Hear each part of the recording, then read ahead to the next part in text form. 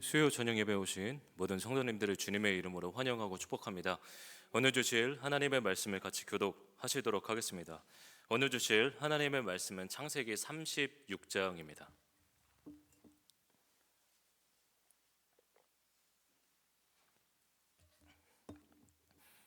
오늘 주실 하나님의 말씀은요, 창세기 36장 1절에서 7절, 20절, 21절을 같이 교독하시도록 할 텐데요.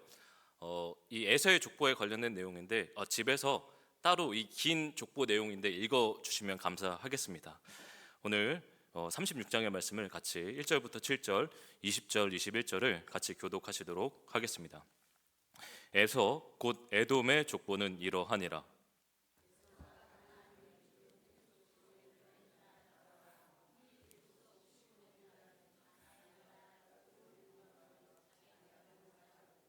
또 이스마엘의 딸 느바요의 누이 바스맛을 맞이하였더니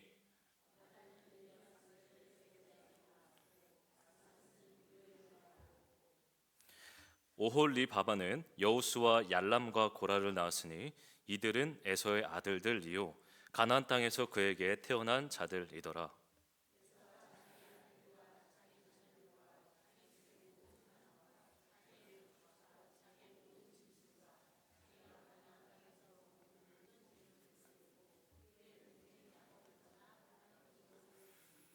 두 사람의 소유가 풍부하여 함께 거주할 수 없음이러라.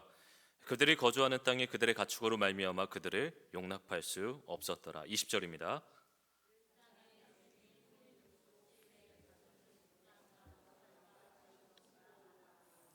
디손과 에세, 같이 읽겠습니다. 디손과 에셀과 디산이니 이들은 에돔 땅에 있는 세일의 자손 중 호리 족속의 족장들이요. 아멘. 오늘 본문은 가문 이야기를 다루고 있습니다. 특별히 36장은요 에서의 가문 이야기를 다루고 있는데요. 성문의 성도님들을 보면 믿음의 명문 가문이 많을 것 같습니다. 혹시 우리 집안은 할아버지 때부터 예수님을 믿으신 분이 계실까요? 할아버지가 장로님이시거나 부모님이 장로님, 권사님, 친인척 중에서는 전우사님, 목사님 인 분들이 많을 것 같다라는 생각이 듭니다. 36장은요 세상 속에서 성공한 에서 가문의 이야기를 다루고 있는데요. 특히 이 에서의 족보가 나열되어 있는데 에서의 가문에서 나온 왕들을 특별히 기록한 것입니다. 그 왕들 중에서요 유명한 사람들만을 선별적으로 기록한 내용이 바로 36장 전반에 거쳐서 기록되어 있습니다. 에서 가문의 역사를 보시게 되면 그 에서 가문이 크고 강성한 가문을 이루었다라는 것을 우리는 알게 되죠. 에서의 후손들이요 대단히 번성하였고요 큰 민족을 이루어서 에서를 통해 수많은 왕들이 나왔을 만큼 대단한 명문가를 이루었다라는 것입니다. 그러면 모세는 이 에서의 족보를 왜 기록했던 것일까요? 에서는 분명 하나님을 떠난 사람입니다. 근데 하나님을 떠난 그 에서를 모세가 왜 기록했던 것일까요? 모세가 이 글을 적었을 때 이스라엘 백성들의 이제 이 말씀을 읽었던 시점이 언제쯤이었냐면 바로 애굽의 종살이를 벗어난 지 얼마 되지 않았던 때였습니다. 그러면 이 36장을 읽고 있는 이스라엘 백성들의 신분은 어떠할까요? 그들의 지금 현재 신분은요 전직 노예 출신입니다. 그들은요 광야에서 떠돌아다니고 있는 전직 노예 출신이라는 것이죠. 이 에서의 족보를 읽는 이스라엘 백성들의 입장에서 생각해 보았을 때 에서의 자손들은요 왕족 거대한 강성한 가문을 이루었습니다. 세상 사람들이 흠모할 만한 아름다운 대단한 성공을 이루었는데 그래서 이러한 이 에서의 족보를 읽으면서 아마도 이스라엘 백성들은 이런 생각을 했을 것 같아요. 분명히 우리는 야곱의 족속이잖아. 야곱은 장자의 축복을 누렸고 하나님의 수많은 축복을 누렸음에도 불구하고 아니 우리는 그 축복을 누렸음에도 불구하고 전직 노예 출신이네. 근데 에서는 하나님의 축복을 받지 않았잖아. 그런데 에서의 자손들은 현대, 삼성 이런 대단한 가문, 왕족을 이루고 있네? 라는 그런 낙심 혹은 좌절감이 있을 거라는 생각이 듭니다. 그렇다면 모세가 왜 이 에서의 족보를 굳이 36장 전반에 걸쳐서 기록했던 것일까요? 첫 번째 이유입니다. 첫 번째로 에서의 후손들이 크고 강성한 이유는 하나님의 신실하심 때문이라는 것이에요. 에서는 특히 이 하나님의 축복을 경멸했었던 사람입니다. 그는요, 하나님을 떠난 민족을 대표하는 대명사인데, 그는 특히나 이제 팥죽 한 그릇과 장자의 명분을 교환했었던 사람이죠. 창세기에서는 이런 이 에서의 태도를 가리켜 장자의 명분을 가벼이 여겼더라라고 기록하고 있고요. 히브리서 기자는 이 에서의 태도를 향해 망령된 사람, 망령된 자라고 말하고 있습니다. 여기서 이 망령된 자, 이 헬라어로 무슨 말이냐면 베벨로스라는 단어입니다. 이 베벨로스라는 단어가 이제 70인 영에서 망령된이라는 표현이 좀 어렵지 않습니까? 그래서 70인 영의 번역을 살펴보시게 되면 70인 영에서는요, 망령된이라는 표현이 하나님의 성전에서 멀리 떨어져 있는 사람이라고 번역합니다. 그러니까 이 에서는요, 망령된 사람인가 동시에 하나님을 떠났고 하나님과의 관계가 없는 사람이라는 것이죠. 여러분들, 그럼에도 그런 에서가 하나님을 분명히 떠났음에도 불구하고 축복을 받게 되었는데요. 왜냐하면 그가 아브라함의 후손이었기 때문에 복을 받았다라는 것이죠. 즉 에서는요, 하나님의 신실하신 언약과 약속 때문에 큰 복을 누리게 되었다라는 것입니다. 그러니 하나님의 신실하심은요, 나의 실패와 상관없이 변치 않는 것입니다. 하나님의 부르심에는 후회가 없고요, 하나님의 약속은 결코 변치 않습니다. 우리가 넘어지고 쓰러질지라도 주님의 약속은 변개치 않으십니다. 정리하자면 에서가 분명 하나님을 외면한 채로 살았습니다. 그러나 그는 하나님의 신실하심과 선하심으로 복을 받았음을 모세가 강조하고 있다라는 것이죠. 두 번째 기록한 이유입니다. 두 번째 기록한 이유는요, 예수님을 믿지 않는 사람들이요, 예수님을 믿는 사람들보다 훨씬 더 잘 살고요, 세상에서 훨씬 더 잘 나간다라는 것입니다. 에서는 왕족이자 왕국을 이룬 성공한 사람이죠. 보유 재산이 이제 수십조일 만큼 큰 성공을 이룬 그런 대단한 사람입니다. 반면에 야곱은 그렇지 않았습니다. 무엇보다 야곱의 삶은 장자의 축복을 받기 전, 후로 나뉘게 되는데, 장자의 축복을 받기 전에 야곱의 삶은 무엇을 하든 성공하는 유능한 그런 사람이었습니다. 특히나 이 야곱은 에서에게 이제 장자의 명분을 고작 팥죽 한 그릇과 교환했었던 뭘 해도 되는 똑똑한 사람이었고요. 그리고 그 장자의 축복을 아버지에게 받았을 때 분명 친아버지가 에서와 그리고 야곱을 분명 구분할 수 있음에도 불구하고 야곱은 속이는 데 성공하였고 결국에는 장자의 축복을 받지 않습니까? 이 야곱은요, 사실 장자의 축복을 받기 이전에는요, 말 그대로 뭘 해도 잘 되는 사람이었습니다. 분명 그 장자의 축복을 받은 이후요, 그의 인생이 정말 잘 풀릴 거라고 기대했을 것입니다. 복을 많이 누리게 되고 정말 에서의 가문처럼 크게 번성할 것이라고 기대했을지도 몰라요. 근데 아이러니하게도 장자의 축복을 받고 난 이후 에서의 인생이 좀 많이 꼬이게 됩니다. 야곱의 인생이 많이 꼬이게 됩니다. 야곱이 에서의 장자의 축복을 받고 난 이후에 어떻게 되죠? 야곱이 에서의 살해 위협으로부터 도망가게 됩니다. 그는 도망자 신세였고요, 노숙자, 광야에서 그냥 홀로 자게 되는 그런 어려운 상황에 직면하게 되죠. 그리고 라반의 삼촌의 집에서는요, 20년 동안 노예 생활을 했었던 그런 비참한 삶을 살아갑니다. 그리고 20년이 지나서 하나님의 말씀과 약속에 따라 이제 집으로 돌아가려고 하는데, 집으로 돌아가려는 순간 에서는 군대를 일으켰고 야곱을 죽이려고 했죠. 그때마다 하나님께서 붙들어 주셔서 그래도 감사하게도 집에 머물게 되었는데, 이제는 좀 풍족히 좀 평안히 살 거라고 기대했었습니다. 그런데 집에 도착하자마자 무슨 일이 생기죠? 바로 자신의 딸 디나가 불미스러운 일을 당하게 됩니다. 그리고 또 아주 중요한 사건이 발생하게 되는데 바로 야곱의 가장 사랑하는 사람 둘을 잃게 됩니다. 바로 첫 번째로는 자신의 아내 라헬을 잃게 되고요. 그리고 또 라헬로부터 낳은 요셉을 잃게 된다라는 것이죠. 여러분들, 지금까지 이 장자의 축복을 받은 이후 야곱의 삶을 우리는 다루었습니다. 여러분들, 야곱이 축복을 받은 인생입니까? 야곱이 과연 하나님의 그 장자의 아름다운 그런 대단한 축복을 받은 인생인 걸로 보이십니까? 제가 봤을 때는 전혀 그런 것 같지는 않습니다. 야곱의 삶이 정말 비참해 보이는 것 같아요. 그래서 야곱은요, 바로 왕 앞에 섰을 때 자신의 인생을 이렇게 표현하는데요, 자신의 인생을 나그네 인생이었다, 도망자 인생이었다라고 고백합니다.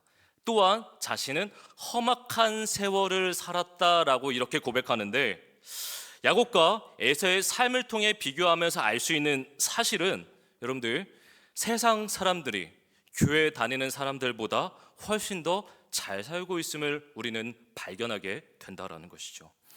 좀 확률적으로 좀 생각해 보자면, 논리적으로 생각해 보자면, 부자 되려면 예수님 믿는 것보다 예수님 안 믿어서 부자 되는 것이 훨씬 더 확률적으로 높고요, 가능성이 높다라는 것이죠.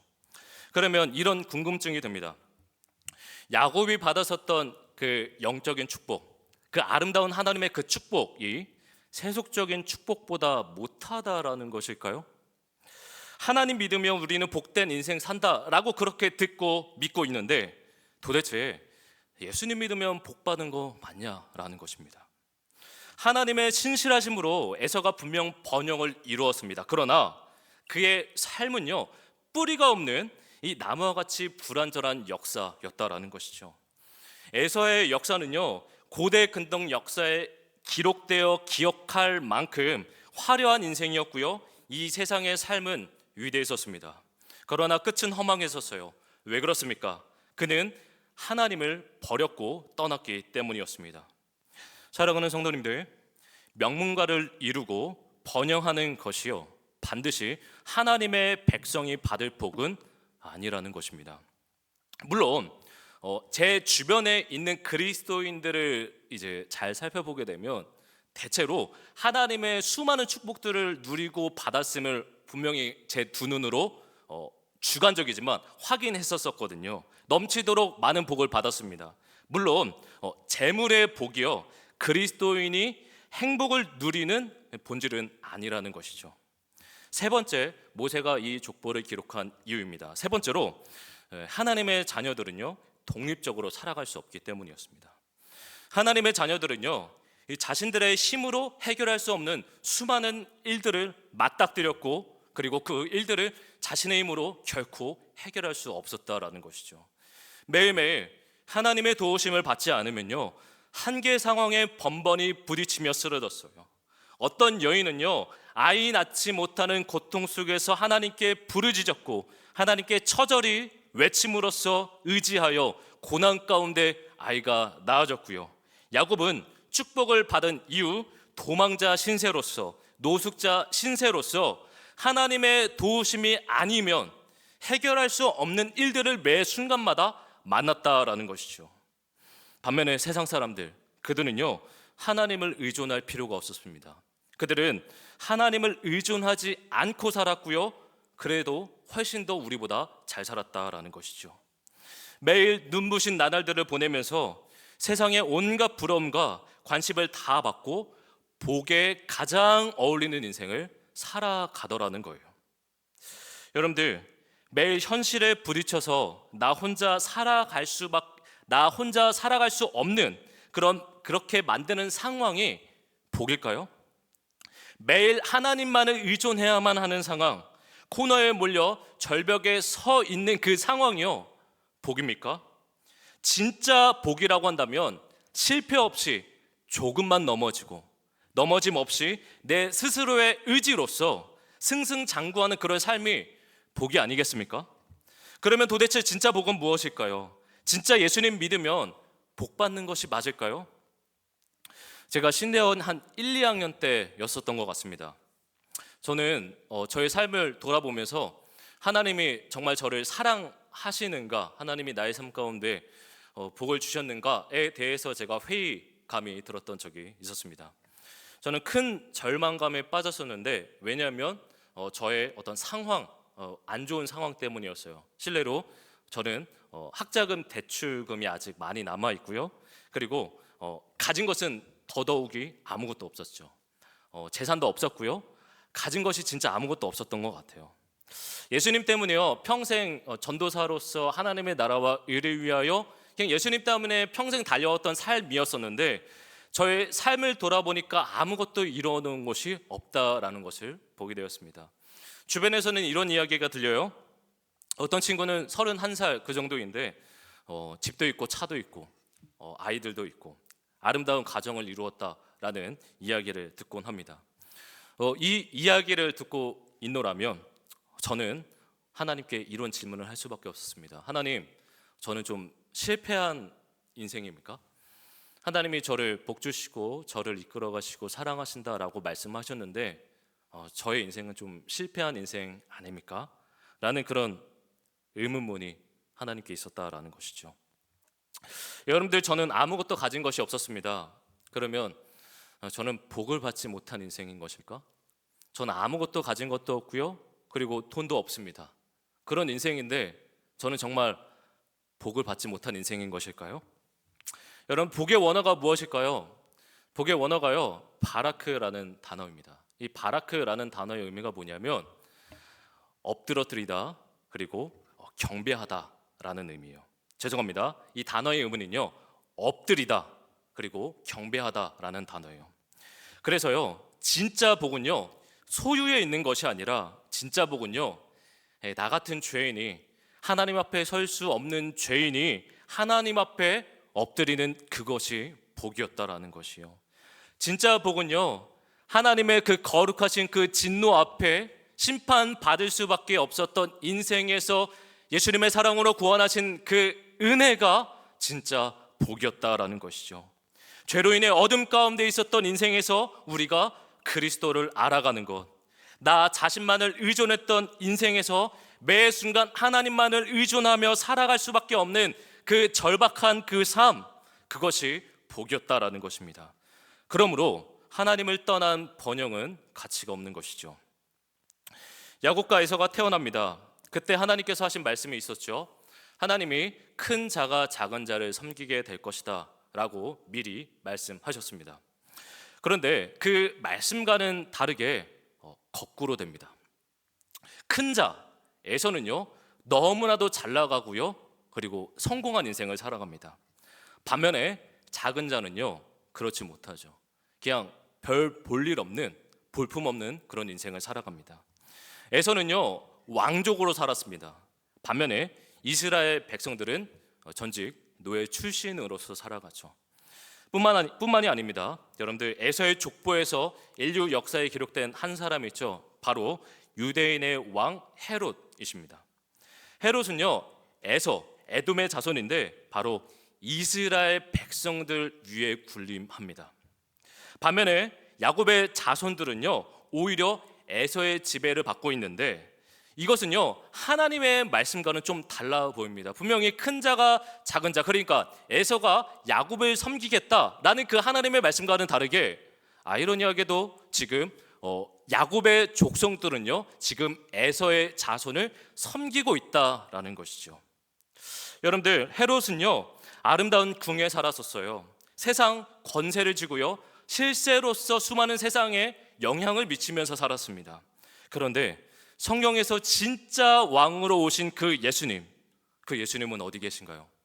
그 예수님이요, 지금 마구간 따위에 계십니다. 왕자가 아니라 말 구유에 계셨어요.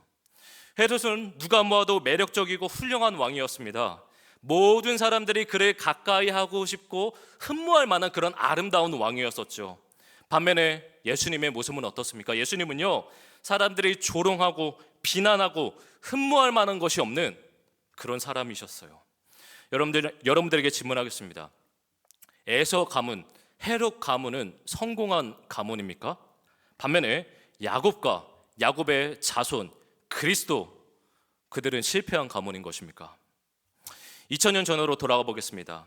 2000년 전 초대교회 성도님들은요 전과자셨습니다. 여러분도 복받은 사람이요 전과자일 수 있을까요? 여러분 초대교회 성도님들은요 전과자처럼 차별을 당했고 범죄자처럼 여김을 당했습니다. 그들은요 그리스도의 십자가를 짊어지며 치욕적인 삶을 살았다라는 것이죠. 여러분들 돈을 많이 벌어서 헌금하고 대기업을 다녀서 누구에게 자랑할 만한 그런 가문을 이루는 것이 믿음의 명문 가문일까요? 에서의 집안은 왜 저주의 가문일까요? 왜 야곱은 축복받는 가문일까요? 아이러니하죠. 여러분들 세상 사람들이 볼 때는요 야곱의 가문은 실패한 가문이거든요. 에서의 가문은 너무나도 성공하고 흠모할 만한 세상 사람들이 찬양하고 박수 칠 만한 인생을 살았음에도 불구하고요 아이러니하게도 여러분들 하나님의 눈으로 보기에 에서의 가문은 실패한 가문이었고 야곱의 가문은 성공한 가문이었다라는 것이죠. 여러분들 한번 6절 7절의 말씀을 한번 같이 읽도록 할까요? 6절 본문의 6절 7절 말씀입니다. 한번 같이 읽겠습니다. 시작. 에서가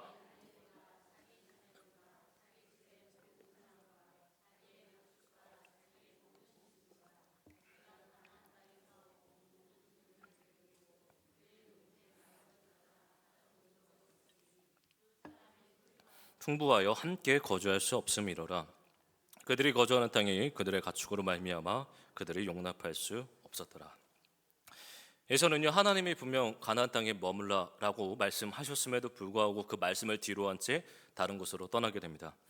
에서는 그곳에서 에돔이라는 거대한 왕국, 화려한 왕국을 만들고요. 반면에 야곱의 가족은 계속해서 가나안 땅에 있었습니다. 야곱은요 그 가나안 땅이 참 비좁고 불편해도 끝까지 하나님의 말씀에 따라 가나안 땅에 버팁니다. 야곱은 사랑하는 요셉과 라헬을 잃은 채 험난한 세월을 보내면서 끝까지 말씀 붙들며 버텼다라는 것이요. 여러분들 신앙의 명문가는 무엇인가요? 신앙의 명문가, 여러분들 믿음의 명문가는요 믿음 때문에 이 땅에서 힘을 갖게 되는 것, 믿음 따라 살았더니 이 세상에 한 자리씩 차지하는 그것이 명문 가문이 아닙니다. 사실 믿음은요 버티는 것이에요. 믿음은요 나를 향한 신뢰를 내려놓고 하나님을 향한 신뢰로 나아가는 삶, 말씀을 붙잡고 끝까지 버티는 삶, 예수님께 붙어있고 예수님만을 의존하는 그 삶이요 우리의 삶을 견고하게 세워가는 것이지요. 믿음의 명문가는요 대학 졸업장과 좋은 직장과 그런 것들이 자랑거리가 아닙니다. 우리의 자랑은요 예수의 흔적이 우리의 스펙이고요 우리의 자랑거리가 되어야 한다라는 것이죠. 여러분들 우리가 자랑할 것이 무엇이 있겠습니까? 내가 이렇게 성공하고 집안에서 돈 많고 그리고 내가 이렇게 잘 나가는 그 삶이요 우리의 자랑거리가 되는 것입니까? 아닙니다. 믿음으로 세워진 가문의 자랑은요 바로 예수의 흔적이 자랑거리가 된다라는 것이에요. 우리의 마음 가운데 예수의 흔적이 새겨질 때 그것이 우리의 영광이고 우리의 자랑이 된다라는 것이죠. 우리 예수님 말구유의 아기로 태어나셨습니다. 근데 예수님께서는 태어나시기 전부터 하나님의 사형 선고를 미리 받은 채 태어나셨습니다. 그분은 우리의 모든 추악한 죄를 자기 몸에 짊어지시려고 하시는데 우리의 눈에 하나님이라는 그 거대한 분이요 고난 당하시는 모습은요 상상조차 할 수 없는 것이죠. 그렇게 대단하고 명예로운 신이 고난을 당하다니요. 신은 말 그대로 신일 뿐입니다. 신은 우리의 고난 따위를 짊어질 존재가 아닌 것이죠.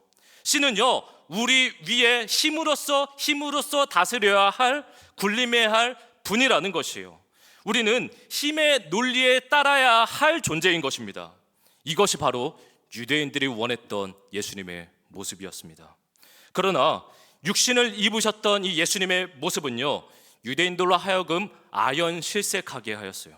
그들은요 그런 하나님의 아들의 모습을 보고 분노할 수밖에 없었고 그런 그리스도의 모습을 혐오하였습니다. 그들은 로마의 왕으로서 우리를 힘으로 누르고 권력으로 다스리는 그런 메시아의 모습을 기대했었거든요. 그리스도가 자신을 무한히 낮아지신 모습으로 고작 죄인들 따위와 함께 하시니 하나님의 구려이었다라는 것입니다.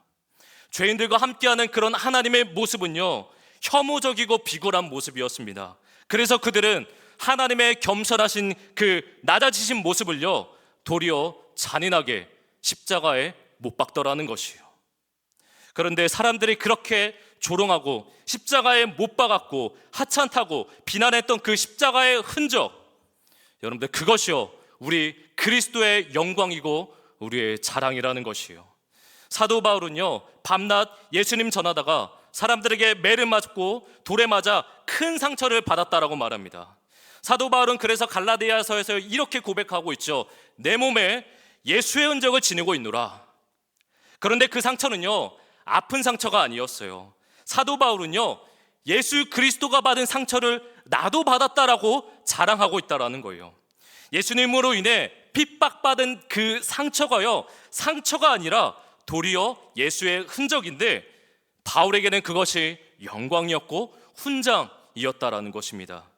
이 흔적은요 세상 사람들에게 자랑할 스펙 따위가 아니었습니다. 사람들이 흠모할 만한, 인정할 만한 그런 것들이 아니죠. 이 흔적은요 우리가 천국에 들어갈 때 당당하게 하나님께 자랑할 바로 예수 그리스도 때문에 억울했던 것, 주님 때문에 손해당했던 것, 세상 속에서 예수님 때문에 아팠던 그 우리의 상처가 면류관이 된다라는 것입니다. 세상은요 그것을 자랑거리라고 생각하지 않습니다. 여러분들, 그러니 우리의 자랑은 무엇일까요? 우리의 자랑은 무엇일까요? 그것은요 오직 예수님으로 인한 상처와 아픔, 예수님 때문에 피해받았던 거, 예수님 때문에 손해당했던 거, 예수님 때문에 희생했던 거, 예수님 때문에 사랑했던 그 모든 것들이 예수의 흔적이라는 것입니다. 믿음의 명문가는요 한 자리 차지하고 잘 나가는 것이 아닙니다. 바로 예수로 인해 아픔들이 고백으로 물려지고요 전해지고 가문에요 그것이 하나씩 하나씩 쌓여서요 굳은 살처럼 배긴 것이 우리의 자랑일 줄 믿습니다.